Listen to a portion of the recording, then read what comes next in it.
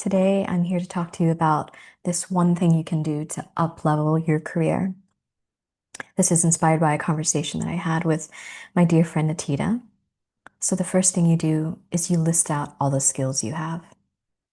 And next to each skill, I want you to write down whether just your honest assessment, whether you're above or below average on each of those skills. And maybe you can, ask your colleagues as well too. What do they think? Are you above or below average, against your peers on each of these skills? And then finally, write out whether you love exercising that skill or don't love exercising that skill. Now, here's the part that's really important. Take a pen and mark out the ones that are you're less good at than your peers, so below average, and also the ones that you don't love doing.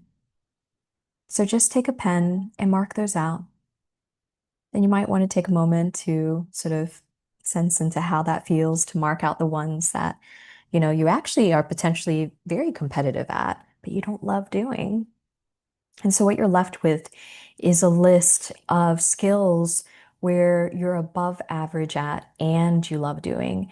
And this has really reminded me of Gay Hendrick's framework, the zone of genius. What you arrive at is the place where you are um, far better than, the most of the people around you, and you love doing it, which means that you have intrinsic motivation to keep learning and really grow into mastery into this particular skill set. So that's one of the reasons why this is such a compelling practice, is that you're actually more competitive and you love doing it.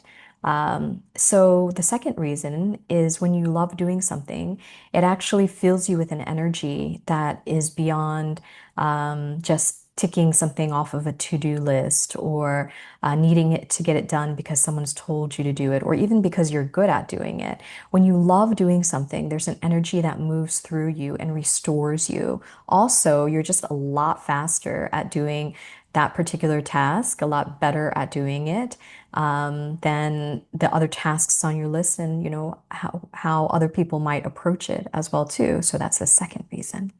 And the third is that, a very subtle thing happens, which is basically you come more and more in alignment with the innate gifts that you bring to this world and the values that you hold within you. Those things seem to sort of come together in a very natural way when you line up with both what you find yourself naturally very good at and you love doing. So one of the reasons why it can be so scary to, basically cross off all of these skills um, that we know that we're actually good at doing, but we don't love doing, is we might be paid really well for it. This might be the reason why you think, the reason why people have hired you, why your clients, if you're an entrepreneur, hire you and want to work with you. Um, and so it can feel a little bit scary. And so I'd want you to, as part of this practice, to just sit down with those voices, the naysayers within you about, oh, this is insane. Why would you do that?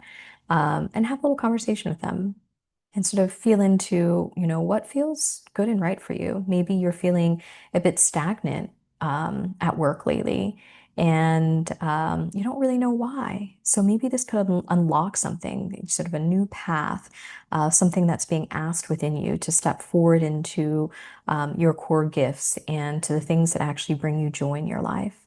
So try out this practice and let me know what you think. Have a really good day. Take care.